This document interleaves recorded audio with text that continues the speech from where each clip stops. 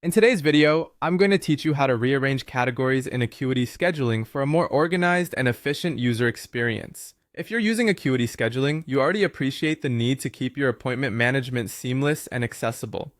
Sometimes, however, a bit of customization is required to ensure everything is in the right place for both you and your clients. Let's dive into the process of managing the order of your categories. First things first, let's head over to your Acuity Scheduling account and log in.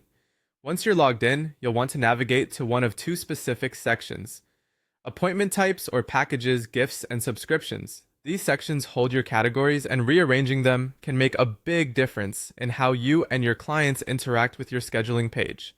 Now, as you look at the panel on the left side of your screen, you'll notice a list of the categories you've set up. What you want to do next is identify the specific category that needs relocation.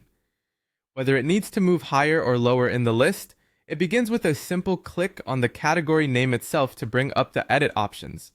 When you're in the editing view, the process for moving the category is quite simple, although it might not be immediately obvious if you're new to this platform. Acuity uses a unique method involving spaces to reorder categories. To move a category up the list or prioritize it, you'll add spaces to the beginning of its name. While this may sound a bit unconventional, the number of spaces directly impacts where the category will be positioned in relation to the others. So, adding more spaces will move the category higher. You might wonder how this looks to clients. Well, here's the neat part. These spaces are not visible to your clients. It's just a behind-the-scenes tweak that helps you neatly arrange your categories for your ease of access. Once you've adjusted the spacing to reflect your desired order, make sure to hit the Save button. This step applies your changes and updates the order on your scheduling page. It's always a good idea to review the page afterwards to confirm everything is in the right place. And just like that, you're done.